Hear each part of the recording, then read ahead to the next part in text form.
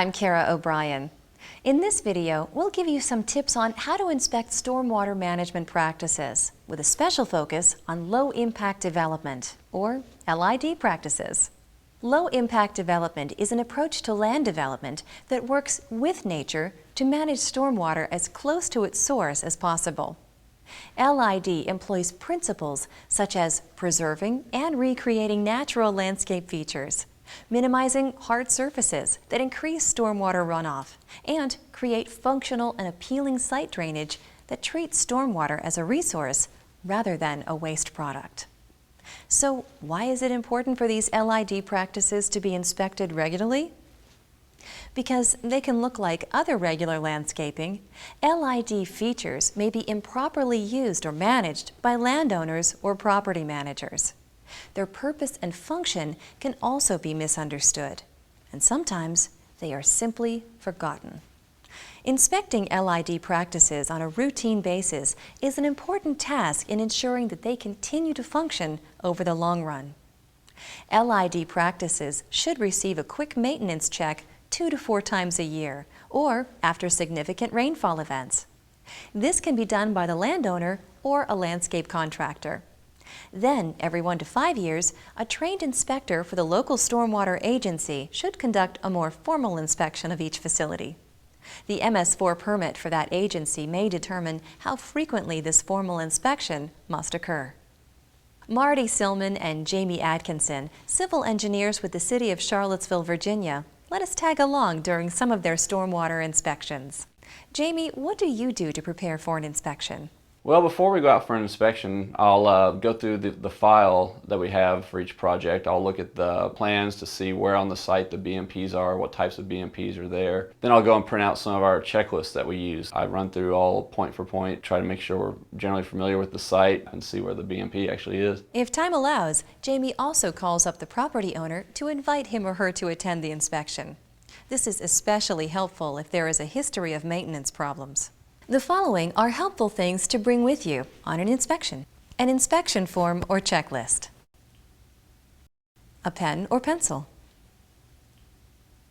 the site plan, a soil probe for checking soil compaction and composition, a manhole hook for opening and looking into drainage structures, a camera to visually document your findings. Now, Marty and Jamie will explain what they look for during their inspections of biofilters, or bioretention features, then bioswales, and finally, permeable pavements. First thing you'll see as we walk up to a biofilter facility like that is there's not any standing water, which is always a good thing, which means that it's perking properly and infiltrating like it should be. Stormwater that is captured in a bioretention or bioswale practice should completely percolate down from the surface within 72 hours after a rain event. If you do see water ponded for longer than that, inspect the soil. It may be that the surface is clogged with fine sediment. The soil does not contain the right mixture of sand, topsoil, and organic material, or that a layer of filter fabric is obstructing drainage. We go to a bioretention system for BMP inspection. The primary thing I'll look for is just to make sure all the vegetation is still alive and looking healthy.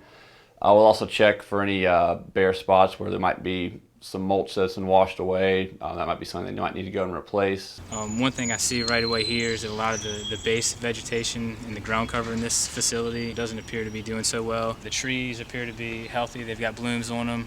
Depending on the time of year you do these inspections, they might not be in bloom yet. Vegetation management is one of the most critical and often overlooked elements of BMP maintenance. Some sites will have too little plant and mulch cover, while others may have become so overgrown that you can no longer even locate the practice. Ideally, the vegetation and mulch should be managed according to the original landscape plan, avoiding either of these extremes. This right here is it's a pretty typical outfall into one of these facilities. There is a little bit of erosion right here at the outfall. They could probably stand to use stone or small riprap just to kind of keep that from eroding further. This here is what looks like the outfall. It's probably about a 4-inch PVC pipe. We'll have to check that against the plans here in a little bit. There's a small bit of erosion right here, nothing major. They could probably use to put a little stone through here. just to kind of prevent this channel from washing out more. Since stormwater flow gets concentrated at inlets and outlets, it is important to check these points for erosion. Left uncorrected, minor erosion can grow into major problems over time. A bioswale is essentially a long, linear version of a bioretention practice. Since it has many of the same components, inspecting a bioswale involves most of the same steps. Here's Jamie again. Bioswale will also check to make sure that all the plant life that's supposed to be there is still healthy. When there's not very much vegetation, we probably ask the homeowner or the property manager to go back and replant some of it. We'll do the same thing. We'll check and make sure there's no serious erosion caused by high flows of water through the channel. Just make sure that there's no clogging there. Look for debris. Just make sure everything flows through the swale as it should. In this particular bioswale, Jamie checked for structural problems and found an underdrain cleanout pipe with its cap missing. Clean out here that doesn't have a cap on it. It looks like water will be coming in the top of this before it gets down the swale. So that's something we might ask them to do as part of our inspection as well. One of the other types of LID practices you may have to inspect is permeable pavement. There are many varieties, including permeable asphalt, concrete, and pavers. However, the inspection process is generally the same for each. When we look at permeable pavement, we're looking really specifically for if there's anything that's clogging at the surface. We're looking at the voids between the paver blocks or in the voids of the concrete to make sure that there's no sediment that's accumulated there that would affect the infiltration rate into the system. Some permeable pavement systems include an underdrain that collects and drains water below the pavement surface. Check the underdrain outlet pipe and any cleanouts that are present to make sure the system is not clogged. Look for any erosion at the outfall point. Finally, look for broken pavers, cracks, settling, or other signs of structural problems with the permeable pavement. Jamie, since you've had a lot of experience inspecting BMPs, what are your top tips for stormwater inspections? Some tips for inspectors is just to be familiar with your site. Make sure you have the plan, make sure you know what type of BMP is there. Make sure that you've got a very comprehensive checklist. You go through your state standards or whatever standards you're using for your inspections to make sure you've covered all the things that should be done from a maintenance perspective.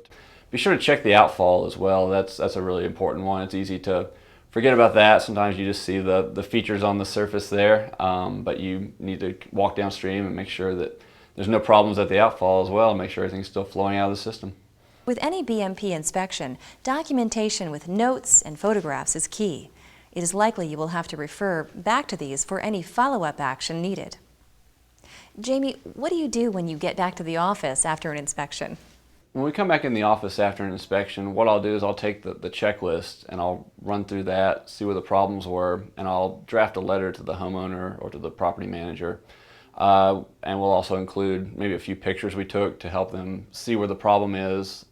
But we'll send them a copy of that letter and the inspection checklist and the pictures and give our recommendations for how they should go about fixing the problems they might have had.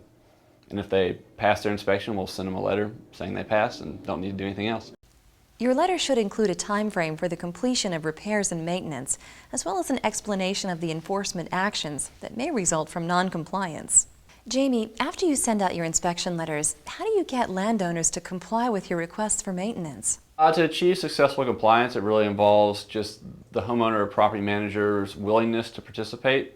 We're always available by phone if there's any questions anyone has over anything we put in our letter, if they're unclear. One of the concerns we see a lot is when it goes out to a bunch of individual homeowners in a neighborhood and they're all confused because they might not even know they were responsible for maintaining that BMP or might not even know where it is. So those are sometimes the most confusing ones to try to handle. But typically people have a willingness to see these things function as they should. So we have a very good response rate. Although it is the responsibility of the landowner to maintain his or her stormwater practices, making yourself available to answer questions can go a long way towards ensuring that BMPs in your community are properly maintained. Here's a look back at the major points we've covered in this video. Quick maintenance checks should be done 2 to 4 times a year, and after large rainfall events. Conduct a formal inspection of the BMP every 1 to 5 years. Before a formal BMP inspection, Review the site plan and materials from past inspections. During the inspection, check all the important features of the BMP and take notes and photos. And follow up with the landowner after your inspection to get the job done. Having a good pool of stormwater maintenance professionals is another key factor in determining how well and quickly BMPs are maintained. Consider conducting BMP maintenance trainings for contractors in your community. To learn more about how to inspect stormwater management practices and other strategies we can use to protect and promote healthy neighborhoods and cleaner water, visit the Center for Watershed Protection website and sign up for our educational webcasts. Also, see companion resources such as the Chesapeake Stormwater Network and the key maintenance resources in your local area. Please share this with your friends and colleagues on Facebook and Twitter.